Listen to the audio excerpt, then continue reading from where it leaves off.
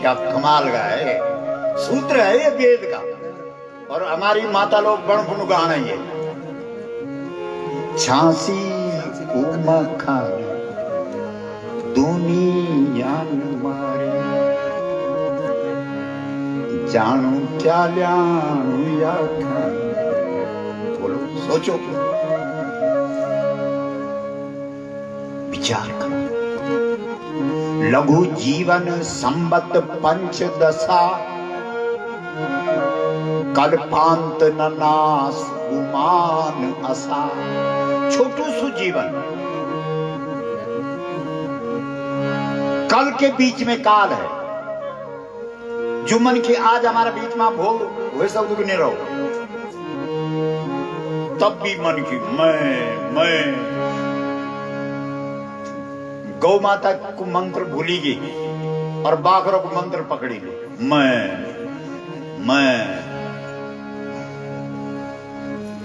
सोचो, विचार करो। ये दो चीजें भवानी को प्रसन्न करती हैं, और वो दो चीजें क्या है? बिना प्रेम, बिना प्रेम। भगवती सीता जब भवानी के मंदिर में गई, रामचरितमानस में गोस्वामी तुलसीदास जी ने सीता जी को भवानी के मंदिर में भेजा है। तो जब भवानी के मंदिर में गई तो इन दो चीजों को लेकर के गई। जनक की बेटी है, बहुत बड़े राजा की बेटी है, वो चाहे तो सोने के थाल पर हजारों प्रकार की सामग्री भवानी की पूजा के लिए ले जा सकती हैं। लेकिन जनक जी ने कहा भी कि बेटी, ये 10-20 सेवक तेरे साथ जाएंगे और पूजा सामग्री तू सहस्त्रोपचार से, हजार उपचार से मां भवानी की पूजा करना।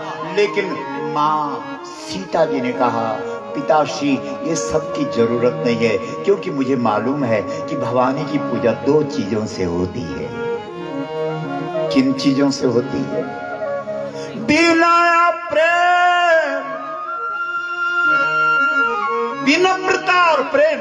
जिनके पास ये दो चीजें हैं उनके बस में भवानी हो जाती है। और मुझे सहज रूप से धरती माता से ये दोनों चीजें मिली है। किसको? सीता जी को। बोली मिली है क्योंकि वो धरती की बेटी। धरती की बेटी कौन है? जो ये दो चीज पकड़ी के रखी वो धरती का बेटा है। जिसने इन दो चीजों को पकड़ के रखा वो धरती की बेटी है। नहीं तो धरती बेटा ना हाल तो आज भी लगो ना, तब तो आज भी लड़कियां निकल सकती। लेकिन वास्तव में ये पुराणों की भाषा है, ये लक्षणा और व्यंजना है। धरती की बेटी वो है जो इन दो चीजों को पकड़ के रखती है। धरती का बेटा वो है जो इन दो चीजों को पकड़ के रखता है। क्या क्या? बोलो जोर से। विनय प्रेम, विनय प्रेम पकड़ के रखो, छूटने नहीं देना। बस नमस्कार से जीवन का आरंभ है, नमस्कार से जीवन की शुरुआत है। इसलिए श्रीमद् भागवत का आरंभ भी नमस्कार से हुआ है।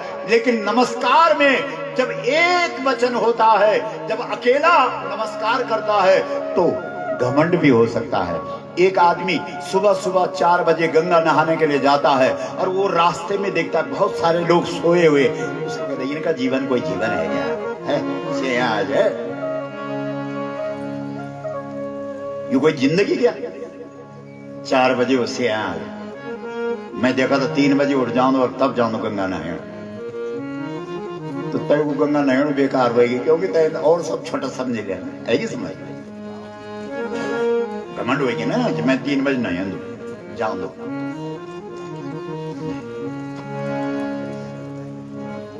तो एक वचन में अभिमान का भय होता है। इसलिए श्रीमद् भागवत के इस श्लोक में व्यास जी ने एक वचन नहीं रखा, बहुवचन रखा। नुमः कहा, नमः नहीं कहा। मतलब हम सब प्रणाम करते हैं, क्योंकि कोई भी चीज इकट्ठी हो जाए वो सबसे बड़ी बात होती है इकट्ठा होना। जैसे चौहान बंधु सब इकट्ठे हुए हैं, वो हुए ना सब। जरा उठा, जरा एक एक करके। श्रीमती सरतमा देवी उठा, जरा खड़ा। सरतमा सरतमा अच्छा ये भैर थे आया ही नहीं अरे। और श्री मुकेश चौहान, श्रीमती विनीता चौहान, ये सब बहरवाल तुम सबसे ऐंच रखे तुम नहीं होंगे। बड़े हैं। अच्छा अच्छा अच्छा, तुम्हारे व्यवहार में ठीक है ठीक है। श्री रघुवीर सिंह चौहान, चौहान साहब बहुत बहुत अपने एक बार ताली बजाओ रघुवीर जी। श्रीमती रामदेवी चौहान, उठा उठा उठा, नहीं आया, उठ कर दो थोड़ा, हम भी देख करो ला तुम्हारा दर्शन है, नहीं आ रखी।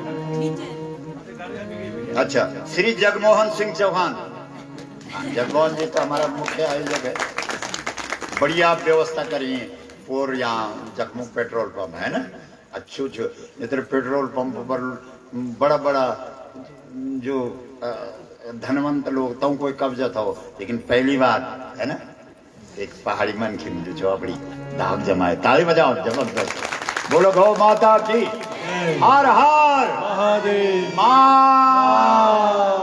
और श्रीमती पुष्पा चौहान,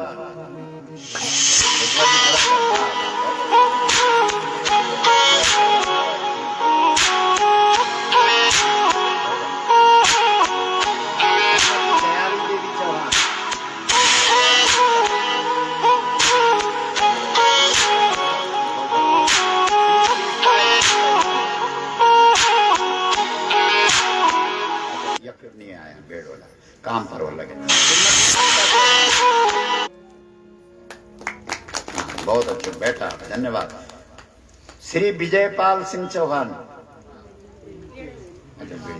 श्रीमती गीता चौहान, ठीक है बहुत बैठा। श्री गोपाल सिंह चौहान, श्रीमती रीना चौहान, श्री विक्रम सिंह चौहान, श्रीमती रुक्मणी देवी, हाँ ठीक, श्री सुनील सिंह चौहान, श्रीमती पूनम, हाँ ठीक है ताली बजाओ आप लोग। श्री अनिल सिंह चौहान, श्रीमती पूनम, अच्छा पूनम डबल डबल होगी भाई, पूर्णिमा एक। श्री रमेश सिंह चौहान, श्रीमती कुशला देवी जी, श्री सुरेश सिंह चौहान जी, श्रीमती सुचिता देवी, वाह धन्यवाद, बोलो गौ माता।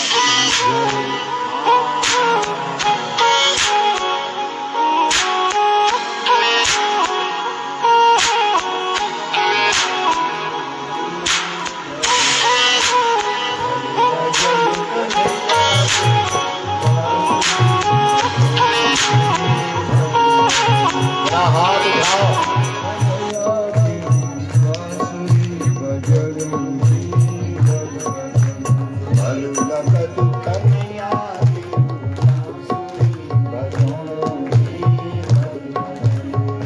लगदु कन्हैया तेरू बांसुरी बजाओ हे भलु लगदु, जरा हाथ उठाइए, लगदु कन्हैया तेरू बांसुरी बजाओ हे भलु लगदु, लगदु कन्हैया तेरू बांसुरी बजाओ हे भलु लगदु, भलु लगदु कन्हैया तेरू पूरा उठाओ हाथ।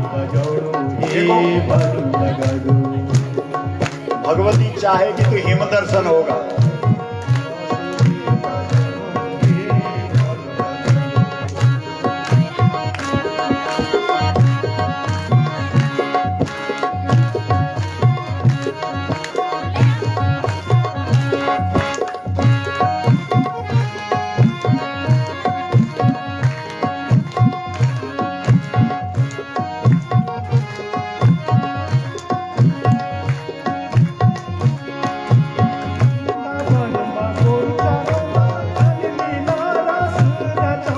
वृंदावन गुरु चरौंदा कनि लीला रस रचौंदा, वृंदावन गुरु चरौंदा कनि लीला रस रचौंदा, काल गुप्त शिव का चैल मां बैठे कनि प्यारी बांसुरी बजौंदा, काल गुप्त का चैल मां बैठे कनि प्यारी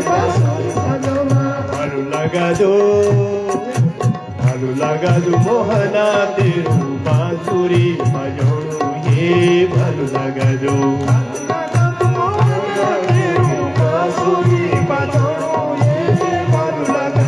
भलु लगदो मोहना तेरू बांसुरी बजाणु हे भलु लगदो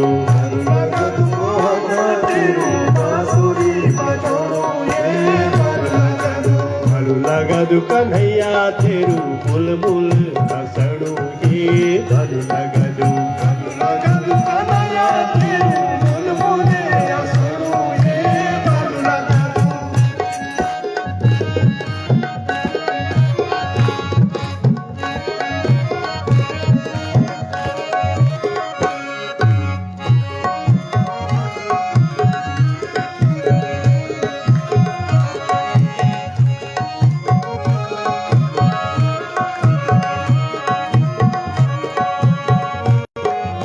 दूध मक्खन का गोल का खानो घर घर माथे की फोड़ा दो दूध मक्खन का गोल को खानो घर घर माथे की फोड़ा दो दूध मक्खन का गोल का खानो घर घर माथे की फोड़ा दो दूध मक्खन का गोल को खानो घर घर माथे की फोड़ा दो माता जसोदा जब बुलौदे लुकी छुपी कर दौड़ा दा माता जसोदा जब बुलौदे लुकी छुपी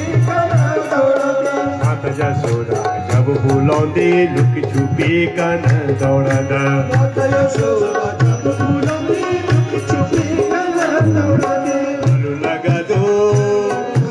भलु लगदो कन्हैया तेरू लुक छुपी दौड़णु हे भलु लगदो भलु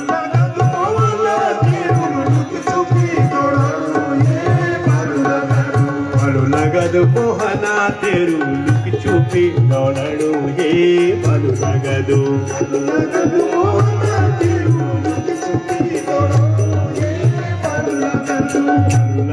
कन्हैया तेरू बांसुरी बजाणु हे भलु लगदो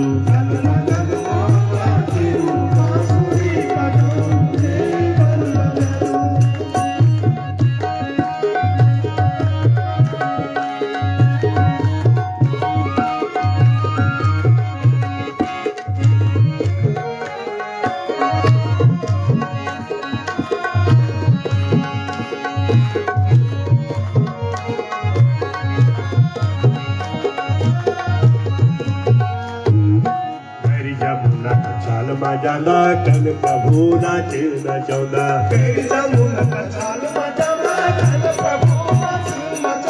काली नागर का सिर मां बैठी कन प्रभु नाच न चाहुंदा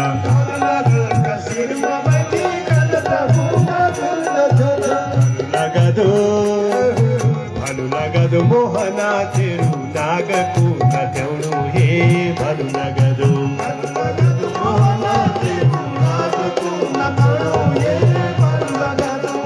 लगदो मोहना तेरू नाग को न चाहुणु हे भलु लगदो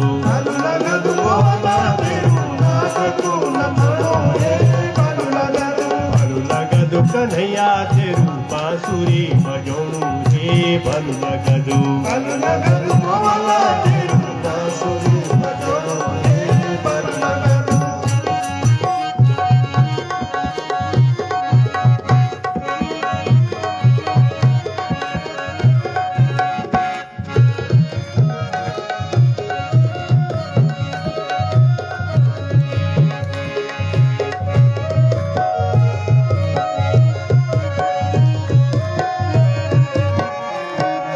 सेती घोड़ी दौड़ा दी तेरे सतरंजू का सोड़ सेती घोड़ी दौड़ा दी तेरी सतरंजू का सोड़ा सेती घोड़ी दौड़ा दी तेरी सतरंजू का सोड़ा सेती घोड़ी दौड़ा दी तेरी सतरंजू का सोड़ा बंसवाड़ी लगा दी प्रभु कनी लगा दी दौड़ बंसवाड़ी लगा दी प्रभु कनी लगा दी दौड़ लगदो मोहना तेरू सतरंजू सोड़ा हे भलु लगदो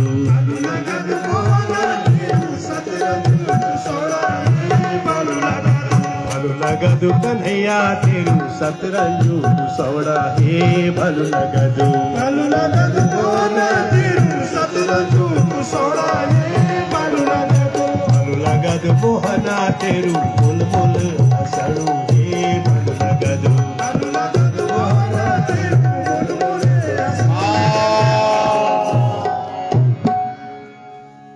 और बहुत ध्यान से सुनना, इस कथा को विदेश में भी सुन रहे हैं लोग। हमारे एक महर जी है यहाँ के, अपने इसके मराड़ के, और वो नित्य जो है 4 बजे हम लोग नित्य हमेशा फेसबुक के माध्यम से और नित्य ही चलती है चर्चा, और देश विदेश में असंख्य लोग इसका श्रवण करते हैं और अभी भी सुन रहे हैं विदेश में, और इस देश में तो है ही। हमारे चमोली जी हैं सुरेश जी, इधर के ही रहने वाले टेरी के, लेकिन विदेश में वो कहते हैं गुरु जी बस प्रतीक्षा रहती है कब वो महर भी यहाँ मराठ के विदेश में रहते हैं, जापान में, तो नित्य और अभी भी प्रत्यक्ष रूप से ये सीधा प्रसारण चल रहा है। इसलिए मतलब केवल आप लोग ही लाभान्वित नहीं हो रहे हैं, पूरा विश्व इससे लाभान्वित हो रहा है। तो 2 चीजें कभी नहीं भूलना जीवन में। क्या क्या नहीं भूलना बोलो? एक तो प्रणाम नहीं भूलना। क्या नहीं भूलना? और एक गौ माता ने, धरती माता ने जो तुम्हें मंत्र दिया है वो कौन सा है बोलो? जरा हाथ खड़ा करके बोलो। पूरा विश्व सुखी हो जाए। इसीलिए हमारे ऋषियों ने कहा सर्वे भवन्तु सुखिना सर्वे सन्तु निरामयाः सर्वे भद्राणि पश्यन्तु मा कश्चित् दुःखभाग् भवेत्। सब सुखी। और ये 2 चीजें हैं जो पूरी दुनिया को सुखी कर सकती हैं। क्या क्या बोलो? प्रणाम और कौन सा नाम बोलो? बहुत अच्छा है। और ये हमारा पेज है, जब फेसबुक में आप जाएंगे तो हमारे नाम को डालना है आपने उसमें, है ना? GOPALMANI और MAHARAJ, गोपाल मणि महाराज। तो एकदम ये कथा आ जाएगी आपके सामने। फेसबुक में, यूट्यूब में भी है और जगह भी है, तो कहीं भी आप रहेंगे तो जुड़े रहेंगे। और अपने बच्चों को जो चलाते हैं, अभी आप देखेंगे जिनके पास ये फोन है तो चल रहा होगा, लाइव चल रहा होगा। बोलो गौ माता की हर हर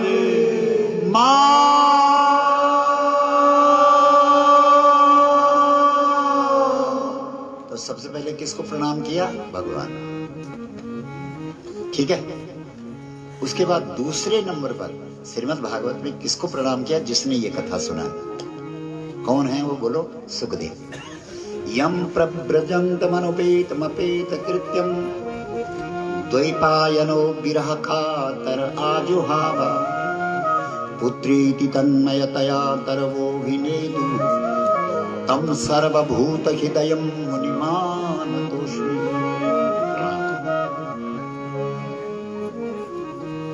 यम प्रव्रजन्तमनुपेत। भागवत का जो वक्ता है वो कैसा होता है? कैसा होना चाहिए?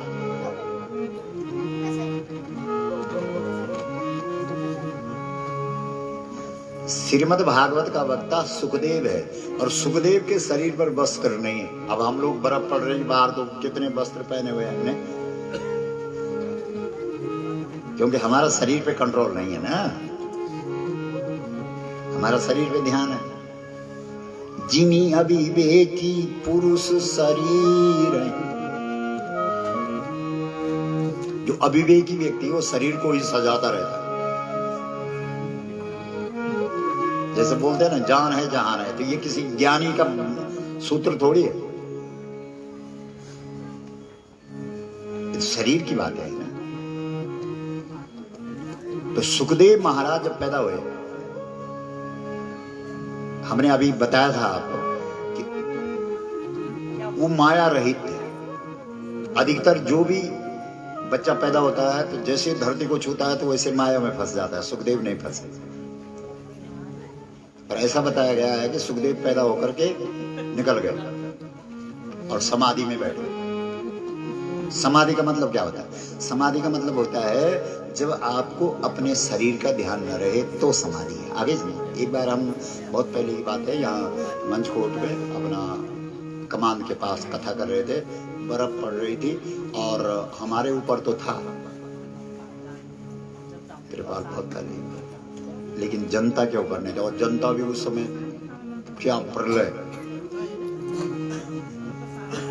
लेकिन उनके सिर के ऊपर इतनी इतनी बर्फ जम गई, लेकिन वो टस से मस नहीं गए।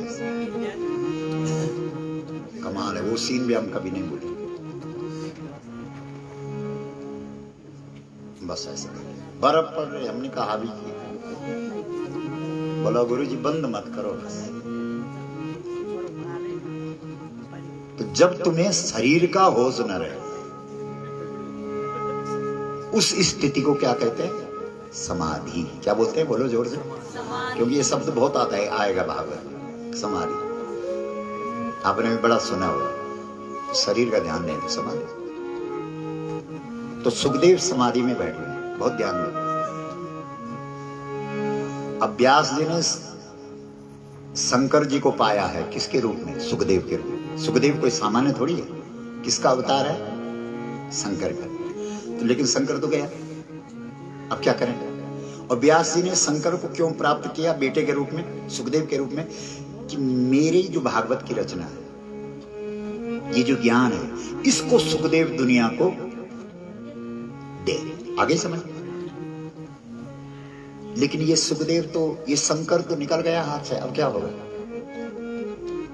तब दिमाग लगाया व्यास जी, तो अपने 2 शिष्य भेजे। बहुत ध्यान दो, उनके पास सैकड़ों गौएं दी। क्या दी? गाय। और कहा कि उस जंगल में गाय चराओ। किस जंगल में? जहां किसकी समाधि है? सुखदेव की। वहां तुम गाय चराओ, और जब कभी उसकी समाधि खुलेगी, किसकी? सुखदेव की, तो तुम लोग भागवत के 2 श्लोक सुना देना, क्योंकि वो 2 शिष्य थे। बस ये चला आएगा मेरे पास। दोनों शिष्यों ने कहा ठीक है गुरुजी। व्यास जी के 2 शिष्य गायों को लेकर के उस वन में चले गए, जिस वन में कौन समाधि में है? सुखदेव। और देखते रहते थे, गुरुचरों निरंतर और सुखदेव ने देख निरंतर। और एक दिन अचानक सुखदेव का थोड़ा सा समाधि खुली और पहले शिष्य ने पहला श्लोक बोला भागवत का।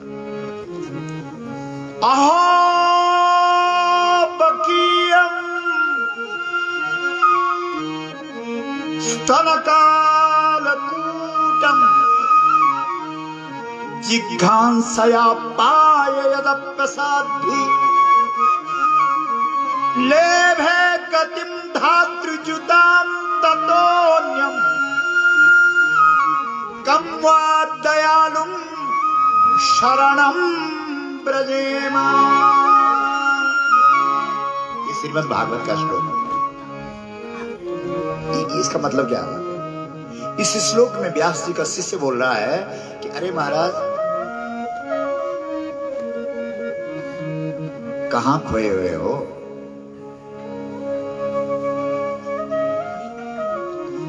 भगवान जिसका ध्यान तुम आंख बंद करके कर रहे हो, वो तो यहां गाय चरा रहा है। क्या समझे? उसने तो एक माताजी नकली दूध लेकर के आई और मारने के भाव से आई कि मैं कृष्ण को नकली दूध पिलाऊंगी और मार दूंगी, जहरीला दूध पिलाऊंगी और मार दूंगी। लेकिन वो भगवान, गाय वाला भगवान इतना अच्छा है कि उसने उस माता को भी, जिसने जहरीला दूध दिया, उसको भी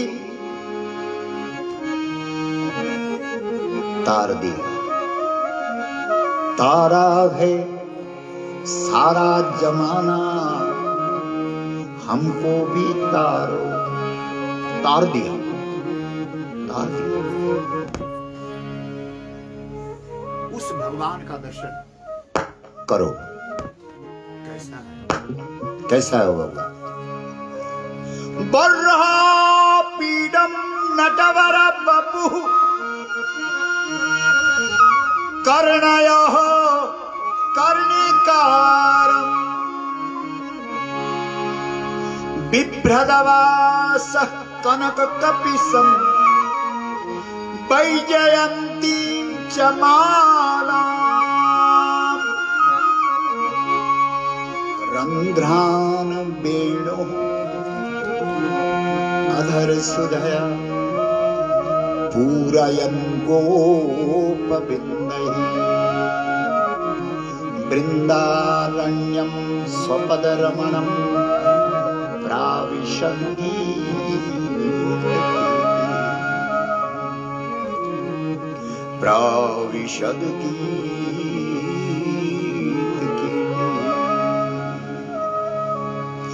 बर्हा पीडम। उस भगवान ने खुलेआम ये घोषणा कर दी है कि मैं अब निष्पक्ष नहीं रहा।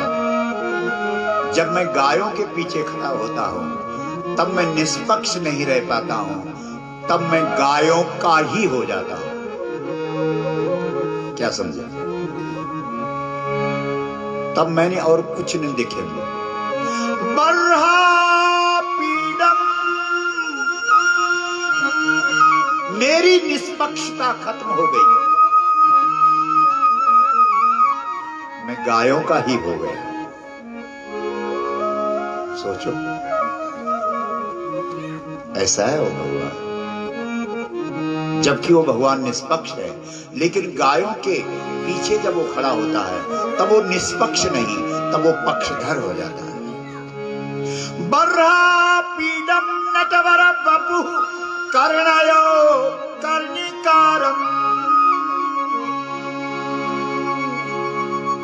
फिर उसे कोई और ध्वनि, कोई और शब्द सुनाई नहीं देता है।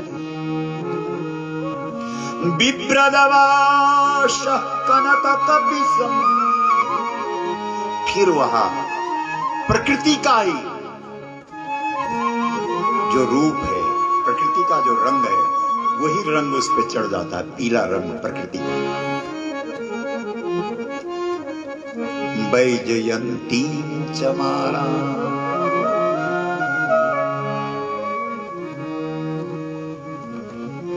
श्री कृष्ण के गले में वैजयंती माला इसलिए है क्योंकि माला शब्द में मां, मां बोलो ला, ये माला संदेश दे रही है कि मां को ला। रंध्रान पेड़ो, गायों के पीछे बांसुरी बजती है, चैन मिलता है।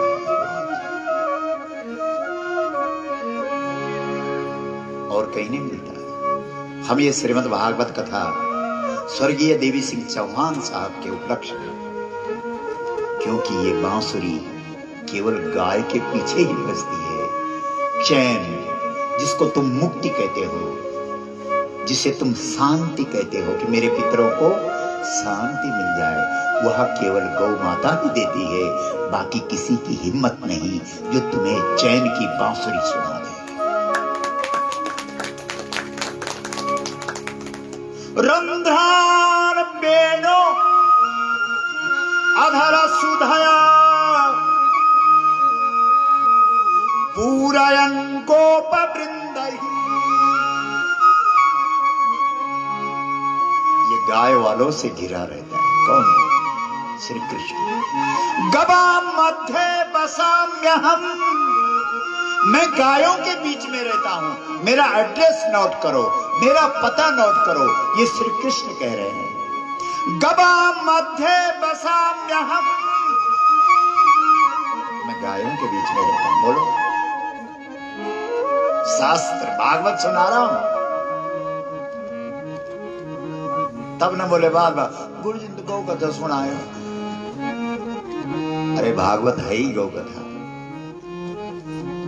चैन की बांसुरी तभी बज सकती है,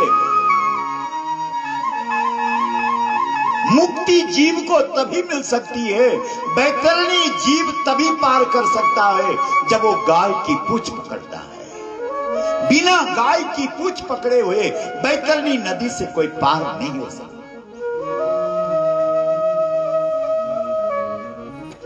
वृंदारण्यम स्वपद रमणम प्राविशद गीत कीर्ति। इसी भगवान की कीर्ति ये गाय वाले सब गा रहे हैं। कौन से भगवान की कीर्ति? जो गाय के पीछे खड़ा है। और इस बात को जब इस श्लोक में व्यास जी के दूसरे शिष्य ने बोला तो सुखदेव खड़ा हो गया, बोला ये भगवान कहाँ है, ये बातें किसने लिखी है? तो उन शिष्यों ने कहा ये आपके पिताजी ने लिखी है, व्यास जी ने। बोला मेरे पिताजी कहाँ हैं? बोला चलो आओ हमारे पीछे। और वो दोनों व्यास के शिष्य सुखदेव को व्यास जी के पास ले गए और व्यास जी ने 18,000 श्लोक वाला ये जो श्रीमद् भागवत है ये अपने बेटे को सिखाया। पुत्र वो है जो पिता के संस्कारों को ग्रहण करे, बेटा वो है जो पिता की संपत्ति को ग्रहण करे। क्या समझे? पुत्र बनना कि बेटा बनना? जो पिता की संपत्ति लेता है वो वारिस होता है, लेकिन जो पिता के संस्कारों को लेता है वो पुत्र होता है। जगमोहन ने श्रीमद् भागवत का आयोजन करा के अपने पिता के संस्कारों को ग्रहण कर लिया है, इसलिए पुत्र की भूमिका पर खरे उतरे हैं। बोलो। जो संस्कार लेता है वो पुत्र होता है, जो संपत्ति लेता है वो क्या होता है? मेरे पिताजी की संपत्ति वो तो ऑटोमेटिक आ जाएगी, उसको लेने की क्या जरूरत हो। अब वो चलो दाखला खारिज तुम्हारा नौकर, पर मुंडकपारी करने की क्या जरूरत?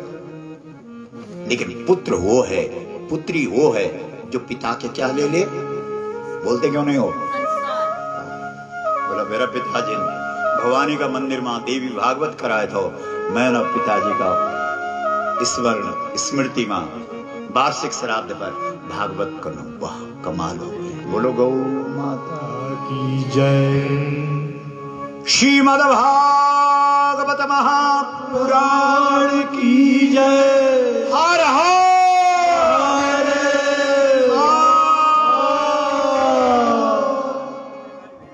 ये है सुखदेव। नैमिषे सूतमासीनम अभिवाद्य महामतिम कथामृत रसास्वाद कुशला सौनको ब्रवीण। 88,000 ऋषि जो हम पहले आपके सामने बात रख चुके हैं, उन्होंने सूत जी को कहा महाराज जी आप हमें श्रीमद् भागवत कथा का सार सुनाइए। क्या सुनाइए? बोलो। कथा मत सुनाइए, सार। और ये व्यासपीठ भी आपको 7 दिन तक क्या सुनाएगी? कथा का सार सुनाएगी। आगे समझ। कथा सारम निचोड़ी मम कर्ण रसाय एकदा हि विशालायां चत्वारा ऋषयो मनः सत्संगार्थम समायाता ददृशो तत्र नारदम। भागवत की महिमा बताई। जब जब जब किसी की महिमा तुम सुनते हो तो उसके प्रति आकर्षित होते हो। बोलो नियम है।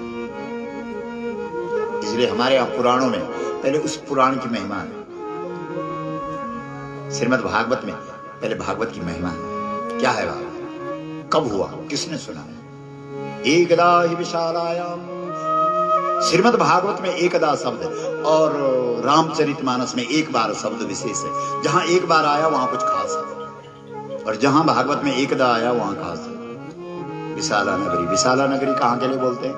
बद्रीनाथ को। और हमारा जो अधिष्ठात्री देव है यहाँ के उत्तराखंड के, वो कौन है? बद्रीनारायण। बोलो बद्री विशाल भगवान की जय। बद्री नारायण भगवान की जय। हर हर महादेव। जब भगवान श्री कृष्ण ने अपने खड़ाऊ दिए, क्या दिए थे? खड़ाऊ।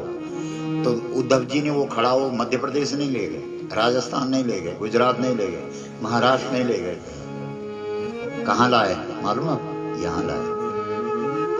तो खड़ाऊ देने का क्या मतलब? आप लगाओ जरा अपना अपना दिमाग, जो सुन रहे हैं जल्दी करो। अरे कृष्ण ने खड़ाऊ दिए, बोलो, अपने उपासना दिए, अपनी चरण पादुका दी। क्यों? चरण पादुका देने का मतलब क्या होता है? चरण पादुका देने का मतलब होता है कि तुम मेरे पीछे चलो, क्योंकि चरण चलने के लिए होते हैं। तुम चलो किसके पीछे? बोलते क्यों नहीं हो? मेरे पीछे। और कृष्ण के पीछे चलना है तो किसके पीछे चलना पड़ेगा? क्योंकि कृष्ण किसके पीछे चला है? भूल गए फिर? बोलो। घोड़े के पिछाड़ी कोई नहीं हो, भागवत करोड़ों सब तैयार। कमाल है। गौड़ी दिखी छिचाड़ा, भागवत ओम जय भगवत गीते।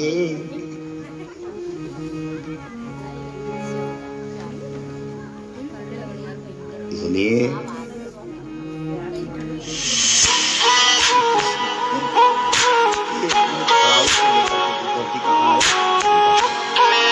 मतलब ये वैकुंठ है साक्षात। वैकुंठ से उम्मीद थी ज्ञानी को कि शायद यहाँ के लोग कभी भी कोई भी युग आए, सतयुग आए या कलयुग आवे, कभी भी क्या नहीं छोड़ेंगे? गाय को नहीं छोड़ेंगे। लेकिन आश्चर्य, आज तक कलयुग का 5 साल हुआ है और अब रे लोग उनके छोड़ी ले। और उस गाय को मत छोड़ो, उस गाय को इज्जत दो, प्रतिष्ठा दो। इस बात को लेकर के हम पूरे देश के अंदर अगर बात रख रहे हैं तो गलत है कि सही है? जोर से बोला तो सही है। तो तुम लोगों को सहयोग करना चाहिए कि नहीं? जब सहयोग करने की चाहिए तब भीतर जाओ अपना।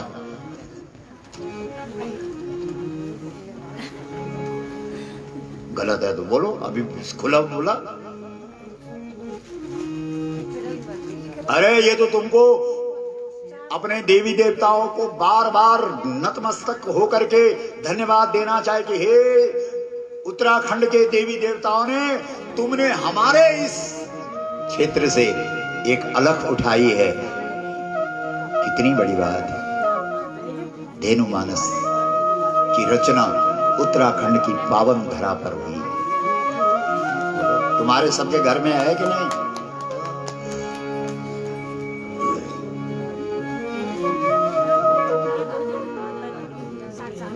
बोतली न रखुला और पोथी रखुला है, पोतली रखुला है या पोतली है, पर मन की ने पोतली छोड़ी ली और क्या रखी ले? जोर से बोला।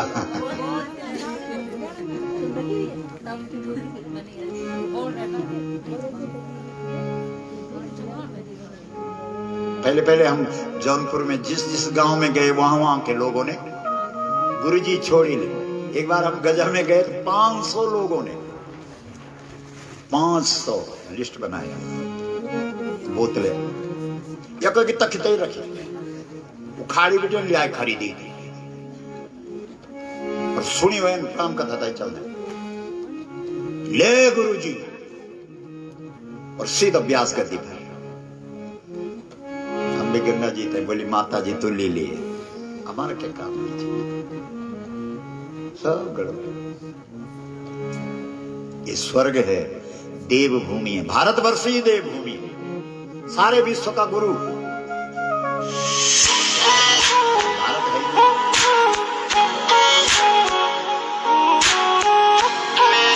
बेचारा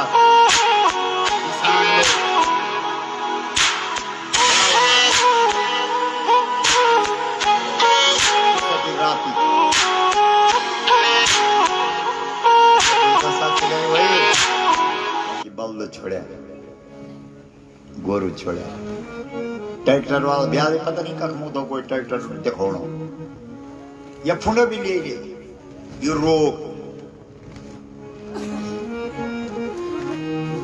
अरे जब बैल से हल लगता है और वो मूत्र करता है, उस मूत्र में अमृत तत्व होता है। हमार कहीं होनो ही नहीं।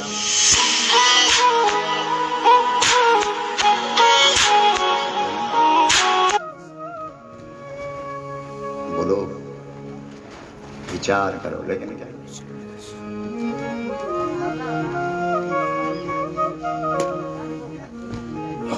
बोलिए गौ माता की जय। तो विशाला नगरी से, उत्तराखंड से ये उम्मीद थी कि ये गाय के पीछे चलेंगे। बद्री गाय दुनिया की सबसे बड़ी गाय है, सबसे विशिष्ट गाय है। पूरे ब्रह्मांड में सबसे अच्छा गौमूत्र बद्री गाय का है। बोलो, इसलिए श्री कृष्ण की चरण पादुका उद्धव ने इस क्षेत्र में रखे, यानी बद्रिकाश्रम में रखे। बोलो बद्री नारायण भगवान की जय। मतलब तुमको सौंपा, लेकिन जो चीज तुमको सौंपी वो तुमने उसका पालन किया। बोलो, अरे तुम तो बोलते हो यार गुरुजी धन्यवाद, कम से कम जो भगवान नाम पर भरोसा करी, हल्लो हा सिखा हजोत, अगर यह क्वेश्चन उठी तो धन्यवाद। उल्टी गाल दी जड़ा। भगवान ने इशारा कर दिया था उद्धव को, उद्धव ये जो मेरी चरण पादुका है ये बद्रिकाश्रम में ले जाना, ये केदार खंड में ले जाना, ये उत्तराखंड में ले जाना, क्योंकि वहां के लोगों पर उम्मीद है कि वो गाय का रक्षण करेंगे।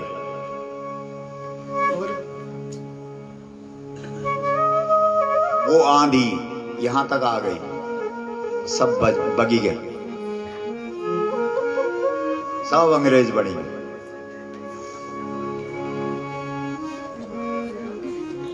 उस विशाला नगरी में नारद जी को सनकादि ऋषियों के दर्शन हुए। यह तो ऋषि रंध है। ये जो बड़े बड़े पहाड़ हैं क्यों है? क्योंकि कोई ऋषि बैठा है, उसके ऊपर मिट्टी और पत्थर जम गए हैं। मतलब खोदोगे तो खून निकलेगा, क्योंकि कोई ऋषि बैठा है। कौन पूछे? कहां याद है? इसलिए यहां ऋषि मुनि थे, और ऐसे ऋषि मुनि थे चार सनक, सनंदन, सनातन, सनत कुमार। मतलब जिस घर में भी देखो ऋषि, जिस पेड़ के नीचे देखो ऋषि बैठा, चारों दिशाओं में ऋषि ऋषि। इसलिए इस धरती पर नारद जी भी प्रणाम करते थे। नारद जी ने सनकादि ऋषियों को प्रणाम किया। महाराज कमाल है, इस धरती पर मैं पहुंचा। इस धरती के ऋषियों ने, सनकादि ऋषियों ने नारद से पूछा, नारद तुम परेशान क्यों लग रहे हो, तुम उदास क्यों हो? नारद जी ने कहा, महाराज मैं तो यहां आकर के तो बड़ी मेरे को शांति मिली है इस पावन क्षेत्र में, इस उत्तराखंड में, लेकिन मैं नीचे गया था, मैंने बहुत दुर्दशा देखी है। क्या देखी? क्या देखी? उदरम भरिणो जीवा बरा का कूट भाषणा। सब पेट भरना पर लग गया, सब अपने पेट भरने में लगे, जीवन का लक्ष्य ही भटक गए, पता ही नहीं कि मनुष्य जीवन क्यों मिला। सत्यम नास्ति, सच्चाई तो खत्म। दया दानम न विद्यते, दया दान खत्म।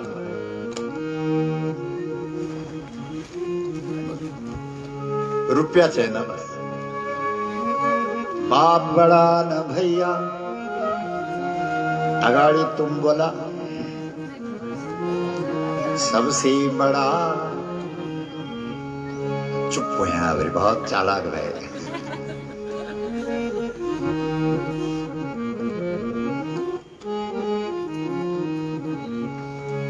जो तीर्थ हैं वो कमाने के साधन हो गए, नहीं? सरकार ने और मोहर लगेगी, क्यों? बोलो सरकार का अधीन रोलो, बद्रीनाथ, गंगोत्री, जमुनोत्री, केदारनाथ है। अब सरकार चला ली, क्योंकि सरकार चला ली, क्योंकि रुपया होना तक ना। हमारे एक बड़ेश्वर को मंदिर है ना गमरी पट्टी में, तभी 1 रुपया नहीं कोई चढ़ाना और तय मंदिर ने लियो सरकार जो भारी धर्मात्मा बनेगी सरकार ते चलाओ बोलो बद्रीनाथ सरकार लेगी क्यों बद्रीनाथ और भगवान तक रुपया रुपया रुपया जय मंदिर में रुपया चढ़दा सनातनियों का सारा मंदिर सरकार का अधीन कोई मस्जिद गई कोई गिरजाघर गया तुम मरियम मनखी तुम पर न प्राण न खून किचकत नहीं रहे तुम्हारा धर्म पर जबरदस्ती सरकारों ने कब्जा कर ली बोलो और वो भी उन मंदिरों में जिनमें चढ़ावा चढ़ावा कमाल है और तब भी तुम्हारी आंख बंद है सोचो बताओ क्या करें बस बोले तो किससे बोले और विपदा लगाए तो किससे लगाए क्योंकि सुनने वाला बांजा बण रोली कूफो जालू आंसू अनाड़ी का पला पड़ी हार मुनि बाजू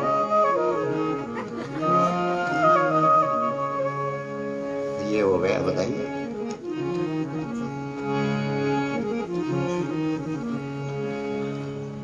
सब गड़बड़ है अरे कथा को मतलब आंखें बंद करना थोड़ी हो कथा का मतलब होता है जो आंखें बंद हैं वो फिर से खुले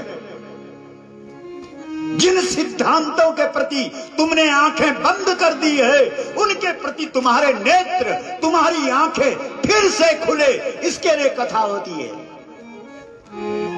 आंख बंद करो ना तो बंद करता है जो खुली आंखें आगा तो बंद कर दिया अधिकतर कथाएं ऐसी होती जागो उठो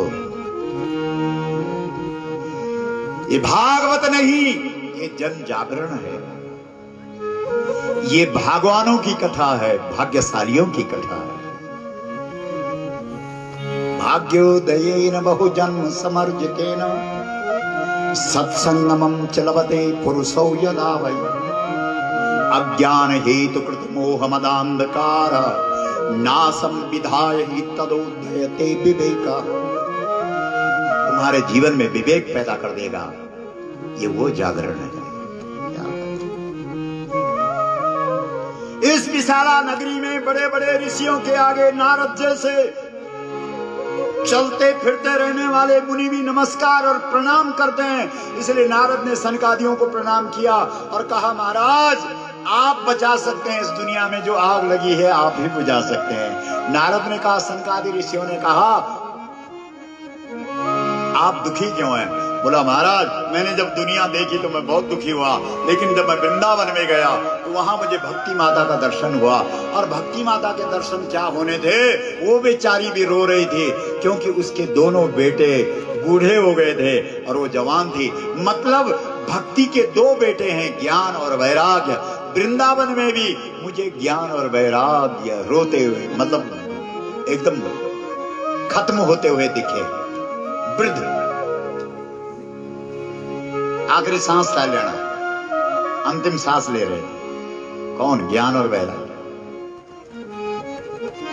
भक्ति मेरे आगे रोई बोला ए बाबा जी ए महात्मा जी मेरा कुछ भला करो देखो मेरे बेटे हैं ज्ञान और वैराग्य ये बेचारे आखिरी सांस ले रहे इनको जिंदा करो जगाओ मैंने बहुत कोशिश की मैंने वेद पाठ किया वेद वेदांत घोषेश्चात गीता पाठेर मुहु मुहु बहुत कोशिश की लेकिन कुछ नहीं हुआ दुखी हो गया आकाशवाणी ने कहा नारद जी इसके लिए सत्कर्म करना पड़ेगा और वो सत्कर्म कोई ऋषि बताएगा और उस सत्कर्म को ढूंढते ढूंढते मैं ऋषियों की इस पवित्र उत्तराखंड की धरा में बद्रिकाश्रम में आया हूं और अब इस जागरण को आप करेंगे सनकादियों ने कहा हम जरूर करेंगे बोलो पर हम ऐसी चर्चा करेंगे कि भगवान को किसके पीछे खड़ा कर देंगे? गाय के पीछे। कौन बोल रहे हैं? सनकादिक ऋषि नारद जी को क्या कह रहे हैं कि हम तुम्हारे सामने दिखाएंगे कि भगवान अगर इस धरती पर, भारत की भूमि पर खड़ा है तो किसके पीछे खड़ा है? बोलो।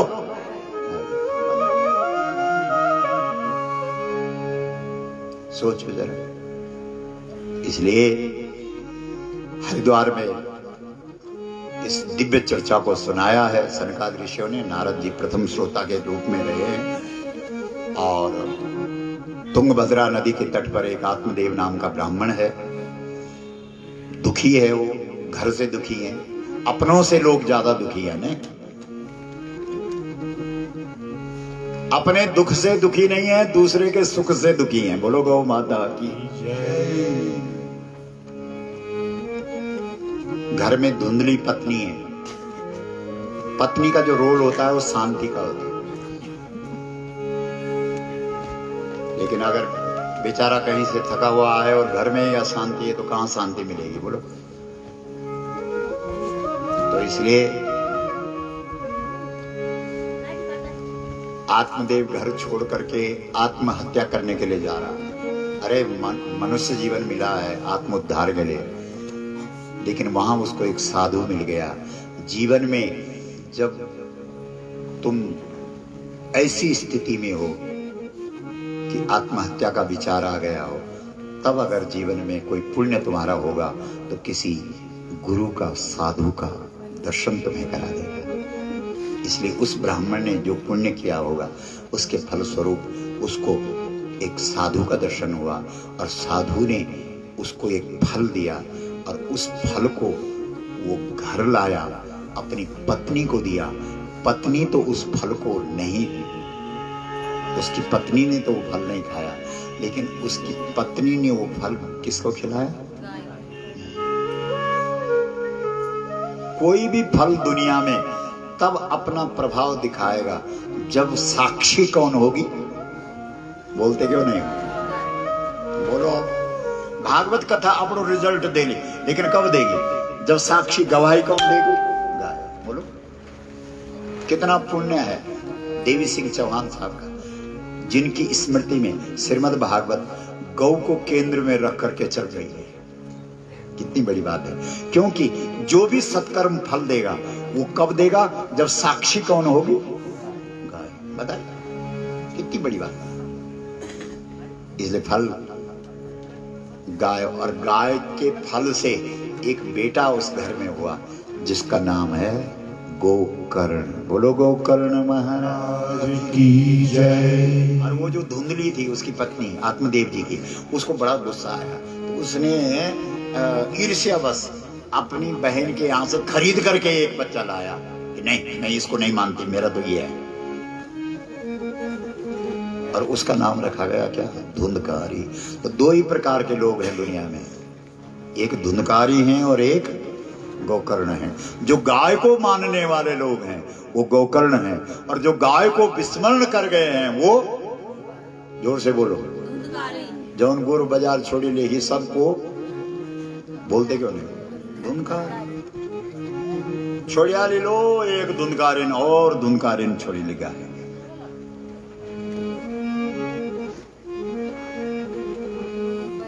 गोकर्ण पंडितो ज्ञानी धुंधकारी महान। अरे गाय को नहीं पकड़ सकते तो गाय वाले को तो पकड़ लो।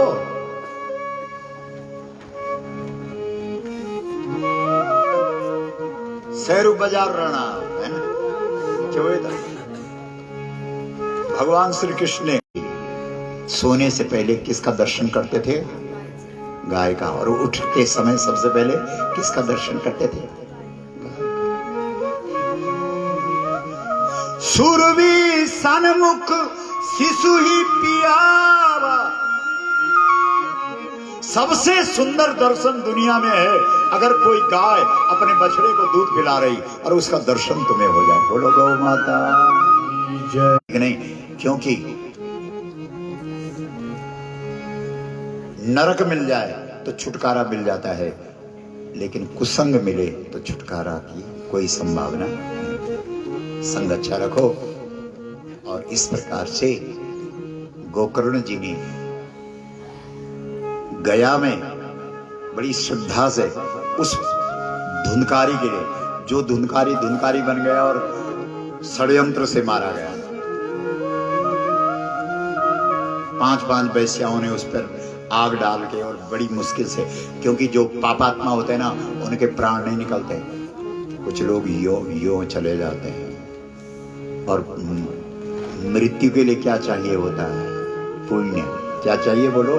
नहीं तो कई लोग तो 15 वर्ष हो गए और मशीन पे रखे हुए हैं, नलियां फिट हो रखी है, कोमा में है, प्राण नहीं छूट रहे, क्योंकि उतना पुण्य नहीं है। प्राण छूटने के लिए क्या चाहिए? पुण्य चाहिए। सोचो,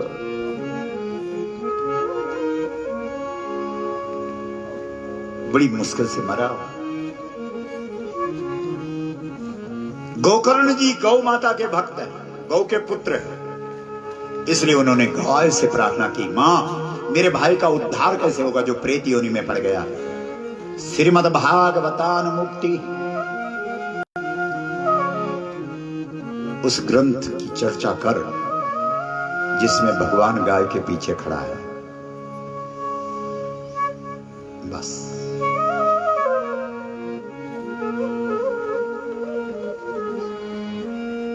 7 दिन होते ही 7 हैं, आयोजन किया गया। गोकर्ण जी ने स्वयं ये भागवत की चर्चा अपने मुख से उस प्रेत योनि में पड़े हुए धुंधकारी के लिए किए। तब से नियम है, जैसे यहाँ पे भी बांस है, वैसे इसका गूढ़ अर्थ बांस का मतलब वंश से, कुल से, और ग्रंथि का मतलब जो कुल खानदान की ग्रंथियां हैं। कई ग्रंथियां, ग्रंथ भागवत ग्रंथ है। ग्रंथ उसे कहते हैं जो तुम्हारे जीवन की ग्रंथियों को खोल देता है। भागवत जैसा ग्रंथ अगर जीवन की ग्रंथियां नहीं खोलेगा तो कौन? और जैसे जैसे व्यक्ति के जीवन की ग्रंथियां खुलती है वैसे वैसे वो मुक्त हो जाता है। इसलिए 7 दिन में संपूर्ण ग्रंथियां खुल गई और धुंधकारी मुक्त हो गए। बोलो गोकर्ण महाराज की जय। लेकिन केवल धुंधकारी मुक्त हुआ, सब नहीं मुक्त हुए। सबने ऐतराज किया, गोकर्ण से पूछा हम मुक्त क्यों नहीं? बोला तुमने ठीक से कथा का श्रवण नहीं किया। फिर से दोबारा से कथा हुई, और दोबारा से जब कथा हुई तो सबने सब ओर से अपना चित्त हटाकर इस कथा का श्रवण किया, और उसका फल ये हुआ कि वहां स्वयं भगवान प्रकट हुए। बोलो नारायण भगवान की जय। आनंद की वर्षा हुई। बोलो गौ माता की जय। ये चिन्ह तो दिख गए जो वर्षा हुई, क्यों? ये आरंभ का रूप है, और अगर आप ठीक से कथा का श्रवण करेंगे तो निश्चित रूप से 7 दिनों में क्या बरसेगा? आनंद बरसेगा। तो ये महिमा सुनाई है, और सब पूरी सभी दिशाओं से भगवान की तरफ मुख करके और केवल भगवान के बन करके अगर आप इस दिव्य चरित्र को सुनेंगे तो निश्चित रूप से तुमको भी उसी ईश्वर के आनंद स्वरूप का दर्शन पक्का होगा। बोलो गौ माता की जय। तो ये महात्म्य की कथा यहाँ पर कही, और उसके बाद श्रीमद् भागवत का प्रथम श्लोक, प्रथम स्कंद। जन्मादि यस्यतो नयादितरतः चार्थेषु विद्यस्वराट् तेने ब्रह्महृदायादि कवये मुह्यन्ति यत्सूरयः तेजो वारिमृदां यथा विनिमयो यत्र सर्गो मृषा धाम्ना स्वेन सदा निरस्तकुहकं सत्यं परं धीमहि। उसको मत भूलो। किसको? जिसके तुम हो। किसके हो तुम? बोलो जल्दी। भगवान। बस। तो बहुत आज का ये जो प्रसंग दिव्य चरित्र है, यहाँ पर हम विराम दे रहे हैं। तो कितने बजे से कितने बजे तक है?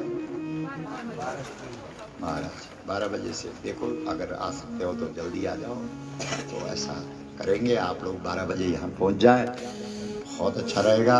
और हमारे जितने भी दूर देश विदेश में जो श्रोता है वो भी इस चरित्र को सुनेंगे। तो 12 बजे के करीब ये आरंभ हो जाएगा। तो जितना जिसके पास समय होगा उतना इसका श्रवण करेगा। बाकी इस क्षेत्र के सभी लोगों को सभी, हालांकि खूब माँ भगवती प्रसन्न है, भवानी जी, और कलयुग का व्यक्ति तो बहुत ठिठुर जाता है ना, उसकी कृपा भी जब बरसती। लेकिन ये बच्चा बड़ा अच्छा है। लोग बहुत कई दिनों से प्रतीक्षा थे और लगता है कि भागवत का पदार्पण भी हुआ और भगवान भी बरसने लग गए। वर्षा रे वर्षा ने बिना भगवान की वर्षा के, कृपा की वर्षा का अनुभव नहीं होता है। तो आप सबका बहुत अभिनंदन, पूरे जवान बंधुओं का इस दिव्य चर्चा को यहीं पर विराम देते हुए, गोविंद मेरो है, गोपाल मेरो है, गोविंद मेरो है, गोपाल मेरो है, गोविंद मेरो है, गोपाल मेरो है, गोविंद मेरो है, गोपाल मेरो है। श्री बांके बिहारी नंदलाल श्री बांके बिहारी नंदलाल मेरो है। श्री बांके बिहारी नंदलाल मेरो, श्री बांके बिहारी नंदलाल मेरो है। गोविंद मेरो है, गोविंद मेरो है, गोपाल मेरो है। बोलो गोविंद भगवान। की जय। देखो, जब यहाँ पर देवी भागवत की कथा हुई थी तो तब जिस बेटे का हमने नामकरण किया था, क्या नाम है उसका, अब तो हम भूल गए, सुदर्शन। देखो क्या नाम रखा है, सुदर्शन मतलब सुंदर दर्शन, और सुंदर दर्शन दुनिया में सबसे सुंदर दर्शन गौ दर्शन। तो सुदर्शन जी इधर आइए, वो इस समय कैप्टन है फौज में, और वो भी आज उपस्थित है। कैप्टन सुदर्शन चौहान इधर आएंगे, देख लो देवी भागवत का फल सामने प्रत्यक्ष। आइए आइए कैप्टन साहब, ये राष्ट्र की रक्षा में, देश की रक्षा में गौ सेवा राष्ट्र सेवा। तो हम आपका अभिनंदन करते हैं, और प्रत्यक्ष के लिए प्रमाण की क्या जरूरत है ना। आओ आओ आओ सुदर्शन जी आइए, आपका बहुत बहुत स्वागत है। जय जवान, जरा जोर से बोला, जय जवान। हाँ, जय किसान। बोलो गौ माता की जय। हर हर महादेव। प्रणाम।